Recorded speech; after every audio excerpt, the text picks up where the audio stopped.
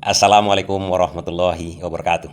Sekarang kan lagi diuji forensik ijazahnya Pak Jokowi yang diantar oleh iparnya langsung ke Polri. Uji forensik dan di situ juga ada uji scientific crime investigation, artinya penyelidikan secara ilmiah tentang terjadinya ijazah tersebut, tentang otentiknya ijazah tersebut. Yang lagi diuji sama dengan yang diuji oleh Roy Suryo. Roy Suryo pun melaksanakan namanya metode ilmiah. Kalau Polri mengatakan scientific crime investigation, kalau Roy Suryo mengatakan metode ilmiah. Prosesnya sama, cara kerjanya sama.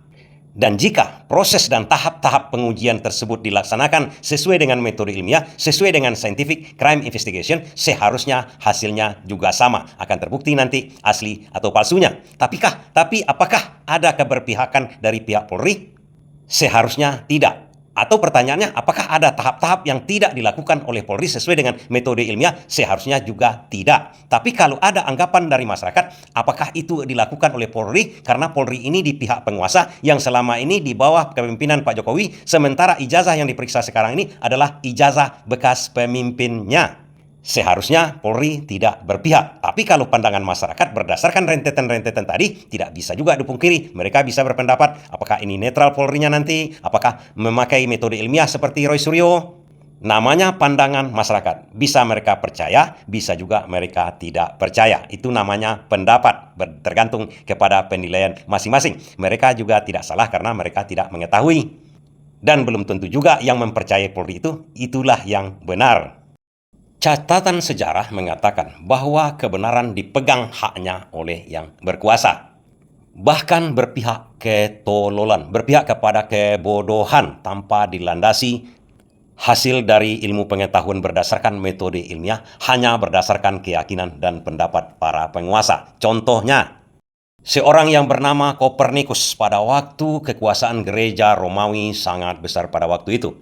Gereja mengatakan bahwa bumi ini adalah pusat dari alam semesta. Namun ini dibantah dengan teori Kopernikus yang mengatakan bahwa bumi ini bukan pusat alam semesta, tapi matahari atau bumi mengelilingi matahari. Mataharilah pusat tata surya. Ini dikemukakan teorinya oleh seorang ilmuwan berdasarkan metode ilmiahnya. Dia kemukakan teori tersebut.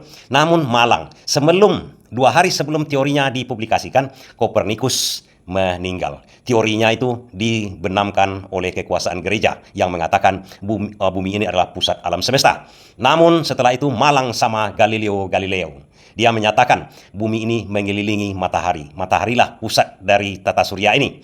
Hal ini karena teorinya oleh seorang yang berilmu seperti Roy Suryo tadi itu. Dia punya metode ilmiah, dia punya pendapat, dia punya teori, dan punya ilmu pengetahuan tentang itu. Dikemukakan itu menentang gereja yang mengatakan bumi pusat alam semesta. Dia dipenjara. Artinya kekuasaan menetapkan kebenaran secara sepihak dan membantah kebenaran yang dikatakan oleh Kopernikus dan Galileo Galilei.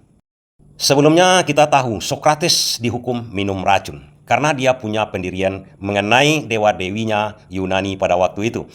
Dia meragukan cuma apakah dewa-dewi ini ada atau tidak. Dan dia kembangkan teorinya tersebut, meragukan dewa-dewi yang ada di Yunani itu kepada anak muda. Mempertanyakan keberadaan dewa-dewi tersebut. Sementara kepercayaan pada waktu itu di Roma, di zaman Yunani itu, dewa-dewi itu sangat diagungkan, sangat disucikan. Malahan dibuatkan patung-patungnya. Sokrates bertahan dengan teorinya, dengan ilmu pengetahuan, dengan pertanyaan-pertanyaan tersebut, dan tidak mau mengakui dewa-dewinya orang Yunani. Cuma meragukan keberadaan dewa-dewinya. Dia dihukum karena pendapat dia tersebut, karena ilmu pengetahuan, karena logikanya tersebut. Sokrates disuruh minum racun. Dan ego kekuasaan yang menetapkan kebenaran secara sepihak ini bukan berlaku pada zaman Yunani saja, bukan zaman Kristen berkuasa saja. Di zaman Islam, di zaman sudah adanya Imam Hanifah, Imam Syafi'i, Imam Ahmad Hambali, ini terjadi lagi. Siapa yang tidak kenal sejarahnya bagi orang Muslim? Imam Ahmad Hambali dipenjara, bahkan dicambuk karena teori dia, karena ilmu pengetahuannya menyatakan, menurut metode ilmiah yang diyakininya, menurut penelitiannya, bahwa Al-Quran itu bukan makhluk. Pemerintahan khalifah pada waktu itu menyatakan doktrinnya, Quran itu adalah makhluk. Sementara Imam Ahmad Hambali ini mengatakan bahwa Quran itu hanya kalamullah, kata-kata Tuhan, firman Tuhan. Dia dihukum cambuk dan dipenjara gara-gara dia tidak mengakui Al-Quran itu adalah makhluk. Dia disalahkan, dituduh kafir. oleh khalifah pada saat itu yang mengatakan harus sesuai doktrin kebenaran menurut mereka. Jadi kalau masyarakat ataupun rakyat mengatakan dan berpendapat kebenaran selalu ditentukan oleh penguasa, mereka tidak salah. Sejarah menyatakan begitu. Catatan sejarah tak memungkiri hal itu. Namun tak bisa juga dipungkiri. Banyak juga sejarah yang mengatakan penguasa itu netral. Nabi Sulaiman misalnya. Dan banyak contoh-contoh lain yang bisa kita lihat di Google saja. Terusnya kita masuk kepada pemalsuan dan erat kaitannya dengan penipuan. Dulu kawan-kawan yang ikut ujian SIPEMARU UMPTN masuk perguruan tinggi pernah nggak mendengar joki? Joki ujian masuk perguruan tinggi. Kemudian ada lagi joki yang lain. Joki di mana? Pernah nggak mendengar ceritanya? Joki menjadi narapidana. Artinya si A yang terhukum divonis segala macam, yang masuk ke tahanan adalah si B. B ini adalah jokinya untuk si A. Kemudian ada juga cerita-cerita polisi gadungan, tentara gadungan. Tentu saja dalam hal ini motifnya kan motif kejahatan. Mempergunakan baju seragam lah dan mengaku-ngaku polisi, menyamar menjadi polisi untuk keuntungan dia. Artinya di sini dia menipu dirinya dan menipu masyarakat untuk keuntungan.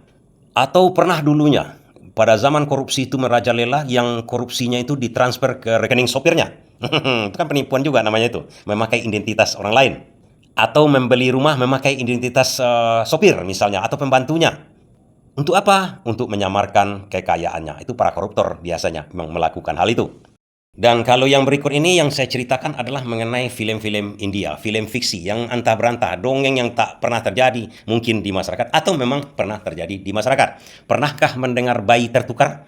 Misalnya bayi tertukar dalam film India itu besar, kemudian satu adalah anak seorang tokoh yang luar biasa, hebat, kemudian pintar, menjabat, kemudian tertukar dengan anak seorang perampok ulung. Mereka tertukar. Jadi anak perampok ini adalah anak tokoh yang hebat ini, tokoh yang alim, tokoh yang beradab. Mereka besar kemudian terjadilah apa yang berbeda dari mereka itu. Apa yang berbeda?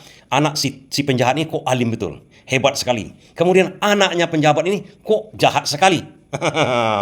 Itu namanya tertukarnya bayi. Itu dalam film-film India. Dan ini yang lebih dahsyat lagi sebenarnya. Film India yang satu ini memang mungkin tak terjadi. Di negara entah berantah pun tidak akan terjadi. Ada dua orang. Satu adalah bayi yang berasal dari keluarga gembel, penipu, penjahat, maling. Dan berteman dengan seorang anak konglomerat yang luar biasa kayanya. Mempunyai perusahaan di mana-mana di seluruh dunia. Ya namanya ini cerita dongeng ya kawan-kawannya. Masa anak konglomerat berteman dengan gembel? Ya itulah ceritanya. Mereka besar bersama. Anak gembel ini malah tidak sekolah. Tidak sekolah. Anak konglomerat ini sekolah tinggi. Sampai dia kuliah kemudian lulus, dapat ijazah. Kawan-kawan jangan berpikir yang macam-macam ya. Ini cerita yang tak ada. Kemudian ijazah. Kemudian setelah dia selesai kuliah tersebut, dia berjalan sama orang tuanya. Orang tuanya pewarisnya semua naik pesawat. Ikut si gembel ini, anak gembel tadi itu teman dia. Entah kenapa, namanya cerita. Cerita itu kan bisa diada-adakan aja. Naik pesawat, jatuh pesawatnya. Di negeri berantah itu, jatuh pesawat, meninggal semua keluarga konglomerat ini. Meninggal seluruhnya. Tapi yang si anak gembel ini selamat dia, anak gembel ini kebetulan di atas pesawat itu entah kenapa pula ini cerita, namanya cerita lagi saya katakan, cerita latiungnya itu ada ijazahnya dibawanya oleh anak konglomerat ini, ijazahnya, KTP segala macamnya. Anak gembel ini udah jelas penipu, udah meninggal semua, terbayang sama dia lagi tuh. Ini kalau meninggal semua ahli waris di pesawat ini punya konglomerat segala macam, dia tinggal ambil apa? Diambilnya lah KTP siapa ini kawannya itu, diambilnya macam-macam itu kan, ijazah, SMP, SMA, SD, ijazah segala macamnya, akte kelahiran, diambil semua. Oh kalau foto tinggal dia tempel aja kan, tempel ini nama gembel, anak penipu, anak pembohong, anak penjahat, dia tempel aja bisa sama dia, tempel tukar identitas dia. Namanya sebelumnya Kucu Tahe, ditukarnya Amitabh Bachchan kan, karena Amitabh Bachchan ini yang anak konglomerat. Begitu dia keluar situ, dia langsung ambil alih perusahaannya. Saya ini yang punya perusahaan ini, saya Amitabh Bachchan, padahal dia Kucu Tahe. Itu terjadi di dalam film India kawan-kawan, tapi di dunia nyata tidak. Ambil aja kesimpulannya itu, apakah terjadi di dunia nyata? Saya tidak bisa memastikan, karena ini cerita aja. Apalagi film India itu tidak masuk akal kan, ini pun ceritanya tak masuk akal. Terima kasih.